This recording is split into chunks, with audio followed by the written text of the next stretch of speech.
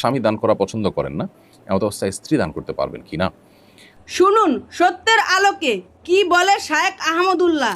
উত্তর হলো যে স্ত্রী দান করতে হলে তার নিজের সম্পদ থেকে দান করতে পারবেন তিনি, এবং স্ত্রীর নিজের সম্পদ দান করার ক্ষেত্রে স্বামীর সম্মতির প্রয়োজন নেই। অর্থাৎ স্বামীর সম্মতি নেওয়া ছাড়াও তার সম্পদ থেকে তিনি স্বাধীনভাবে দান করতে পারবেন, কারণ শরিয়া প্রত্যেকের সম্পদের ক্ষেত্রে পরিপূর্ণ মালিকানা এবং সেখানে হস্তক্ষেপ করবার এখতিয়ার শুধু তাকেই দিয়েছে, অন্য কাউকে নয়। সো আপনি নিজে মালিক হলে আপনার সম্পদকে দান করতে পারেন, কিন্তু স্বামীর টাকা থেকে বা স্বামীর সম্পদ থেকে যদি দান করতে হয় সেক্ষেত্রে স্বামীর কিন্তু সম্মতি প্রয়োজন। স্বামী স্ত্রীর মধ্যে অনেক সময় বোঝাপড়া থাকে এরকম যে স্বামীর মানিব্যাগ থেকে, তার টাকা থেকে আহ, উম, এই পরিমাণ টাকা দান করলে স্বামীর সেখানে সম্মতি থাকে, অমত থাকে না। তাকে জিজ্ঞেস করলে তিনি অমত করবেন না, আপনি নিশ্চিত? এরকম ভালো সুসম্পর্ক থাকলে সেক্ষেত্রে স্বামীর মৌন সম্মতি আছে ধরে আপনি স্বামীর টাকা থেকে দান করতে পারবেন।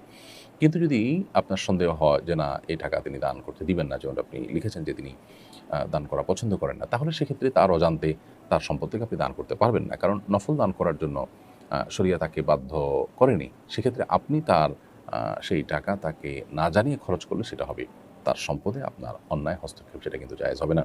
যদিও কাজটা ভালো, কিন্তু এই ভালো কাজ করবার জন্য আপনি আরেকজনের হক নষ্ট করতে পারেন না, যেহেতু শরীয়ত তাকে এটা করতে বাধ্য করেনি। সো এক্ষেত্রে স্বামী স্ত্রী উভয়ে পরস্পরের অধিকার এবং প্রাপ্য এবং কতটুকু অধিকার আছে সেই মাপজোকগুলো আমাদেরকে বুঝে তারপরে করতে হবে। দিন প্রচারের এই পথে আপনাদের পাশে থাকাই আমাদের শক্তি।